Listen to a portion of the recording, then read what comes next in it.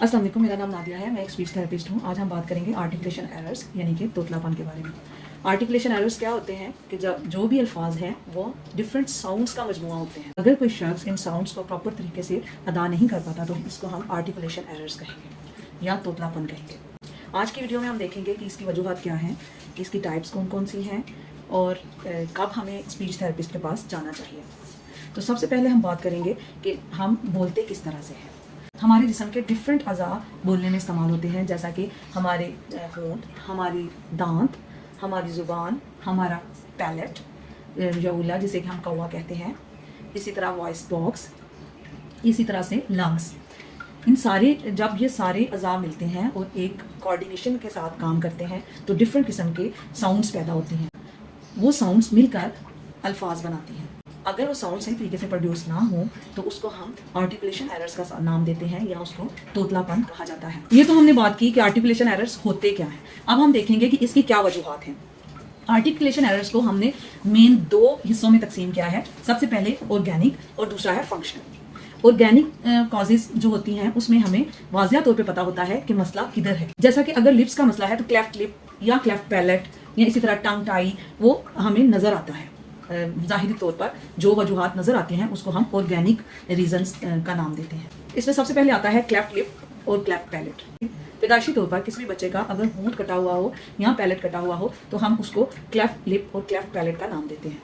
Number 2 पे आ जाता है टंग टाई। टंग टाई में क्या होता है कि हमारी जो जुबान है वो प्रॉपर तरीके से हरकत नहीं कर पाती और वो नीचे चिपकी हुई होती है।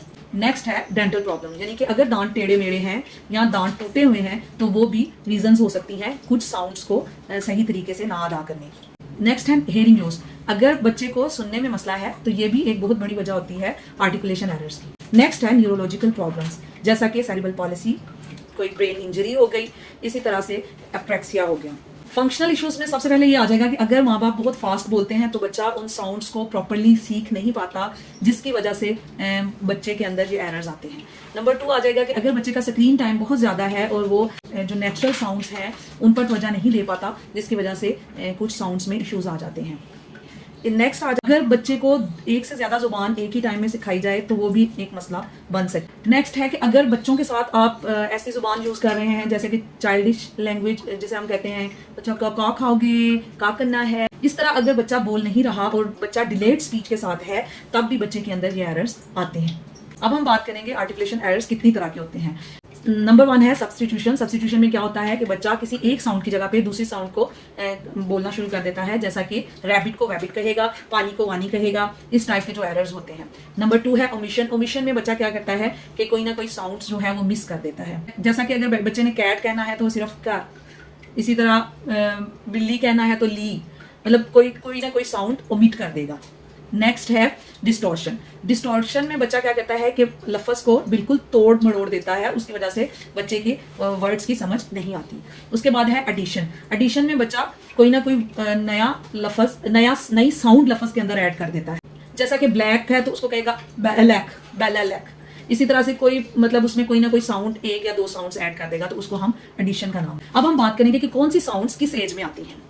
सबसे पहले अगर हम 2 से 3 साल में देखें तो कौन सी साउंड आती है, पा, बा, म, न, हा, व।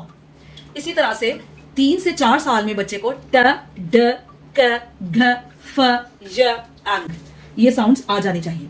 इसी तरह से 5 से 6 साल में बच्चे को स, श, च, ज, ल, र, ज, व, थ, ये साउंड्स आ जानी चाहिए। लास्ट में मैं आपको बताऊंगी कि कब हमें स्पीच थेरेपिस्ट के पास जाना चाहिए। ये बहुत अहम सवाल है।